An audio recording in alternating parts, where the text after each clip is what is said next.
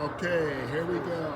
And hello world, hello whole wide world. This is the two liveliest crew right now. Welcome to Big Feats for Earth. I'm Dawan Scott, and that's Rodney Allen Ripley. That's right. So we're here today on a somber occasion, but we're going to do something to give it a spin that we know Michael Jackson would appreciate. This is the 16-year anniversary of his untimely death. Yep. And we're at a comedy club, the Comedy Chateau, if you will, in Hollywood, Burbank, North Hollywood. And we're going to remember Mike, a side of him that only his friends and family knew about. And we're going to share some of those secrets that are basically revolve around comedy. Mike was the funniest cat. Oh my God, you have no idea, Rodney. I mean, we all have our experiences, but Rodney and I are doing this along with our brother Stephen Kimbrough, and the things we want to share, we hope you appreciate. Yep. Rodney, you want to share some of your experiences about with MJ? I have to tell you, you know what? The very first time I met Michael, I'm like everybody else. We were all fans, to see the Jackson family. They entertained us. They wowed us. They were that family, for all of us. We all felt like we were part of the Jacksons. And so the phone call came in, and the one and only, the great Dick Clark had reached out to my family, and at the time my career was on fire, child actor, and I was doing all the commercials and all these different appearances and things. It was going crazy, and so of course the invites were plentiful. I mean, and of course phone rings, and it was Dick Clark Production, and they said, hey, we want Rodney to come, and sent invitation, and it was the very first American musical group. Wow. And so me and my mom went, for whatever reason. My brother and sister didn't go. My dad was at the house holding down things. So me and mom, we go to the American Music Awards. And so as we walked in, the red carpet, believe it or not, Dick Clark was personally shaking hands with everyone coming in, thanking him. So humble. Thank you for coming. Oh, hey, so-and-so, come on in, man. Oh, yeah, this is my big night. Come on in, grab a seat. And he sees me, and he's like, Rodney, you made it. And he goes, oh, my God, you look like a miniature Michael Jackson. I'll be right back. And he storms off.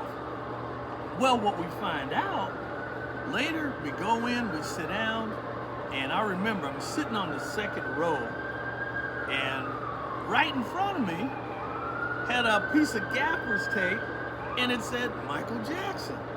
So I said to my mom, Mom, look, is Michael gonna sit here? She goes, I don't know, Rodney. They look at all the back of the chairs, and everyone's name was on, because production knew where they wanted to place everyone. So, sure enough, we get ready to start. They're talking. They tell everybody, okay, we're getting ready to come out, get ready to applaud, and no Michael. So I'm thinking, Mom, Michael's not coming tonight. And she goes, well, maybe he's traveling or something. So How old were you? I was 5. Crushed. Yeah, I'm crushed, man. I'm sitting there thinking that, man, Michael was supposed to be here. So they start the show. They do the intro, they cue the music. Next thing you know, they go to a commercial break, and out comes a production guy running. And he runs to the front row, and he goes, Miss Ripley, we need Rodney, and reaches over and picks me up out of the chair and throws me over his shoulder. And he goes, I'll bring him back. And my mom goes, hey, where are you taking him? And believe it or not, my mom was in the middle row, so she couldn't get out to get me. And we run back behind the stage. Kidnapping live on TV. Kidnapped me, and my mom is like, where are they taking Rodney? Well, it was Dick Clark's genius that on that segment, or right at that point, it was going to be Donny Osmond and Michael Jackson coming out to do the nominee. How old was Donnie? Oh, Donnie was probably like, he looked like he might have been 17, something like that. Okay. Young. And so what ends up happening is we get backstage and Dick Clark says, when Donnie and Michael come out, have them take Rodney and Ricky Siegel. Apparently, Dick had saw Ricky Siegel from the Partridge Family come in, and Ricky had this beautiful long black hair and he looked like a miniature Donnie. I had my big fro, so I looked like a miniature Michael, so it worked perfectly. So if you watch the segment, so if you want to see it, go to YouTube, type in Rodney Allen Ripley and hit Michael right behind him. You'll actually see the segment that we're talking about. So what happens, it's me and Ricky Siegel, Donnie Osmond, and Michael Jackson, and all four of us walk out. And the moment we came out on the stage, everyone died laughing. They'd started just a roar of laughter. And so sure enough, Dick Clark had put the nominee in my pocket. Yeah. And so when it comes time for us to read the nominee, they're like, okay, Rodney, pull the nominee out. And I pull it out, and I can't read it. Because it says The Carpenters. I was too young to read. Yeah. So I lean over to Ricky and I'm like, do you know what this says? And Ricky's like, I can't read it either. So I just hold it up. And so everyone dies laughing. But from that day forth, me and Michael became friends. And that night, later on, I saw Michael and I said, can we be friends? And Michael said, sure, we can be friends. I said, can I give you my number? He said, sure. So, sure enough, I'm beating my mom. Mama, give me a piece of paper. And Mom's like, calm down, calm down. So, Mama wrote our number down, and I gave it to him. And Michael sticks it in his pocket, and he tells me, he goes, hey, I'll call you. I said, And okay. he did call you too, didn't he? And let me tell you, Michael would call me every Saturday at 10 o'clock on the dot. Wow. And he would talk to me, and he would just call and say, hey man, how was your week? What did you do this week? How many autographs did you give?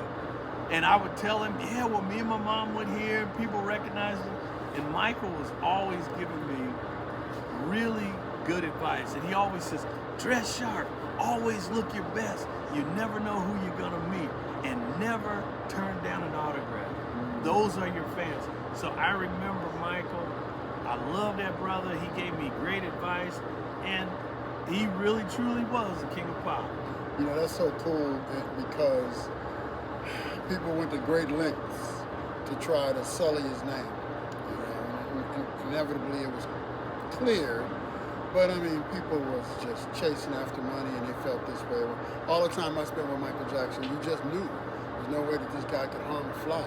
You know, and he genuinely did want to help out and give you advice. He gave me the best advice. My experience was different from yours because he hired me. I played Harry on Harry and the Hendersons, the Bigfoot character. And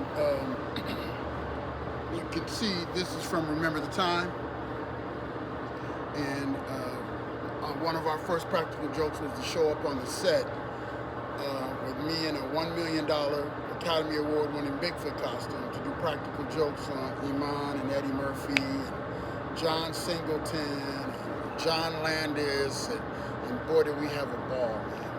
And, but then Michael went on and gave me advice. He said you need to create a character that you own instead of winning awards for everybody else. But Michael was a businessman.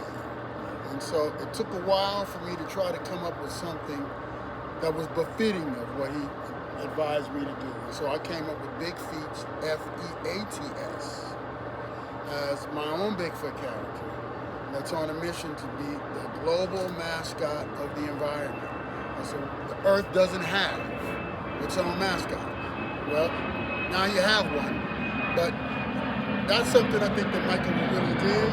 What really takes it to the next level is how he felt about the environment. So Big Feat's superpower is to be able to give voice to endangered species, ecosystems, and the Earth itself. And so that's, you know, that was the start of our very beautiful friendship. The education, component with big feats is incredible because, you know, you can get everybody involved. The youth, the environmentalists, you know, educators, everybody can be a part of this. And of course, you know, you've been talking to me about some of the hard facts of animals that become extinct. Oh, I mean, how is it happening? we're losing estimates coming from the United Nations are that every hour of every day we lose 3 species. So by the time it took for us to get here, Right. you know, do a show and leave an entire species, not just an individual. Right. But we're talking about, when it really gets deep when you start talking about keystone species. It's important for people to understand what a keystone species is. A keystone species is if they go extinct, 15 other species that are dependent upon them to live subsequently will then go extinct. One of the ones that stand out to me too is like sharks. Okay. We're killing 100 million sharks a year. And that's been for the last few years simply because individuals want their fins as aphrodisiacs or medicine. Or what soup. they believe to be. Yeah, and shark fin soup. And then they take the rest of the shark and they just dump it into the ocean. Now, that's criminal in and of itself. Yep. And it's sad on many levels, but research has proven that the things that sharks sustain protect our coral reefs. Wow. Once our coral reefs die, the oceans die. Once the oceans die, We die. exactly. So we may not be motivated on the surface, you know, but say, hey, well, that's not my problem. What am I going to do? I can't do anything in the ocean. Right. So one of the big solutions that Big Feet has is if you have like the hockey team, the San Jose Sharks. Oh, okay. So how many teams around the world have shark mascots? So our first invitation is to reach out to people that have a mascot of their favorite sports team, their state, their school, whatever. We want them to get involved in coming up with your own environmental challenges to help raise money and raise awareness to save them. And if you want more, then you can go to Big Feet's website. We'll provide you the link at the end of the show. And also, you can we'll have crowdfunding campaigns. So the people that do the best challenges, we're going to put in films. We're going to put in short films, documentary films, maybe even major motion picture films.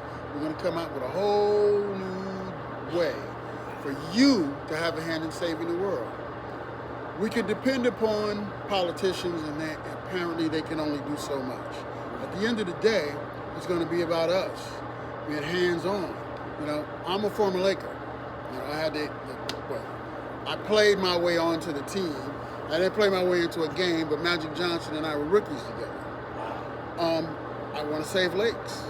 Laker fans, there are half the world's lakes are in danger. Do you know how many people are dependent upon lakes? How many species are dependent upon lakes for their survival? That's a lot. And Magic Johnson has 2 lakes in Carson that have the best cutting-edge filtration systems that all the professionals would like for other lakes to replicate. See? It's the way that they recycle water. You can fish out of it. It's phenomenal. So if you want to talk about Lakers saving lakes, you go to my old teammates and say, hey, help us save a world of lakes. You were talking about, all of the teams, these sports teams that have these mascots. But many people don't know that these teams that they're cheering for and watching, that their mascots are extinct or either going extinct. Yeah. We don't want it to be like the Raptors. The cool thing about us being together on this too, Rodney, is this. Yeah. We're at a comedy club, and I'm learning how to do on-stage performances. Now, for me, Harry, if you looked into Harry's eyes, he can make you laugh, and there were scenes where he can make you cry, and he was able to do it all without uttering a single word. Now, it's incumbent upon me now, challenges for me to articulate what an endangered species must tell human beings in order to save that species. So, case in point, what does the Earth have to say to human beings? Because the Earth has a lot it has to say. Right. Think about the Miami heat. Okay. That opens up the door to say battle global warming. Right. Or climate change, you can do it with the Phoenix Suns. Okay. Right? Today I turned on the news, record heat wave across the United States. Yeah. You know what I mean? But what do? Just turn on the air conditioner if you have it. Right. You know, try to deal with it. But you can actually get involved with putting together a campaign. You know, these kids, they are an army with these cell phones, smartphones, smart devices, AI, you want to name it. And they're channeling all their energy into doing dances, sporting, you know, challenges, and do an environmental challenge. We're going to show you which challenges that you can do to help save your grade school mascot, your college mascot, your professional sports team mascot, and your national mascot. That's right. It's a shame that the bald eagle, the American eagle, was actually on the critically endangered species list. And the golden bear has been hunted into extinction back in 1922. The California golden bear. We have no mascot. We haven't had a mascot since we've been alive. Yeah. And it was such a majestic creature that it could stand up on its hind legs and rest its chin on a basketball ring. Wow. And everybody wanted it as decoration in their homes. And so now this generation of children haven't seen it. If you went to Cal Berkeley and your school mascot was the golden bear, you should be motivated to go out there and help others save their mascot and protect the black and brown bears. Yeah. You know, before we lose them as well. Wow. I mean, you think about all of the animals, you know, because as the, you know, communities expand, we encroach more and more and more on the private lands of the animals, you know, and they need to be saved. They need to be, you know, have a little bit of advocation, you know, on their side too. They need people to advocate and to look out for them. Yeah, and you know, in harmony with that too, Rodney, I think about the honeybee. The honeybee. There are places where the honeybee is now completely extinct. Wow. And the honeybee is responsible for pollinating at least 180 flowers and plants, many of which we need to survive. And not to mention, this could cause a serious shortage of honey. Oh yeah, yeah. Now, you'd be surprised. You lose honeybees and you've got no more beer. Wow. You know, you've got no more beer. So one of the things we're going to do is we're going to come up with different challenges to save them, right? Nice. My having played basketball in 35 countries helped me to get a logistical command about how much they love the game of basketball. It's a global game. They really do. Right. But one of the things that they don't have, they've never been introduced to, is America's favorite playground basketball games. That's right. So there's two reasons to learn how to play the game of horse, because it hones your skill set, but now you can literally take a shot to help save the species of your school or your favorite team of your choice. Didn't you say that there are so many registered owners in China? No, it's players. Players? We have 300 million Americans. Okay. China has 300 million registered basketball players in China. They've got more players than we have citizens. Wow. And they have an insatiable demand for the game of, look at Yao Ming. He really, pioneered so much. As a matter of fact, the Lakers, quiet as it's kept, is looking at a Chinese 7-footer that is under the wire that is signed with Clutch Sports. Well, that's another thing. But anyway, we didn't hear that first. The deal is with him as an ambassador to join the team, all through. Look, think about this. Every year that Yao Ming went to the All-Star game, he had outvoted Shaq, Michael Jordan, Kobe Bryant, because you got 300 million votes in China. So if we want to help Yao Ming because his first team was the Shanghai Sharks. Ooh. The national animal for China is the panda. So if we want to show them, play with them, invite them to help save their national animal, forget what the politicians are going to do. This is about sports overcomes all those rivalries and things that separate us. Wow. You know what I mean? So this is a beyond the challenge. It's a unifying. It's for the sports. It's for the animals. It's educational. This is something that could go seriously viral. Well, here's an example. The Ice Bucket Challenge raised $220 million in 3 months for dumping ice water over your head. We're at a comedy club. We're at the Comedy Chateau, right? Right. What that means is we're now going to invite army of comedians to come up with environmental challenges. It doesn't have to be wasting millions and gallons of water. Right. And it doesn't have to just be shooting balls. It could be kicking soccer balls. Look, we're right here in Los Angeles. You know what's going to happen here over the next 4 years? World Cup next year. We got the world. No. We have World Cup next year. The following year. Oh yeah. So okay. the next year in 2026, okay, the Clippers are hosting NBA All-Star Weekend. Okay. Right. That means the whole eyes of the basketball world is going to be here. That's a perfect opportunity that we can lead into welcoming Yao Ming, who's in the Basketball Hall of Fame, to help save the animals. Right? And the Olympics are coming. The Olympics are coming as well. That translates into 206 countries, majority of which has an endangered national animal, and many of them share the same endangered national animal. Now, how do we do the horse challenge? How does this work? So we replace the name of the game of horse, with the name of panda. Oh, okay. Right? Or sharks. Okay. And we got a whole nother format that we're going to show you, so that we can literally play a basketball game or soccer match around the world by having everybody participate. If you don't have money to donate, what you can do is you can simply just click, in the hits and the likes. That'll help raise money and awareness, to help save not only you. Right. Well, you got shots. Like, I remember playing with you. Dawan was doing a duplicated shot of the Sarge with that massive sky hook. That thing, can you imagine trying to duplicate that? Well, the blessing that I've had is that I've been able to play. I'm in Space Jam with Michael Jordan.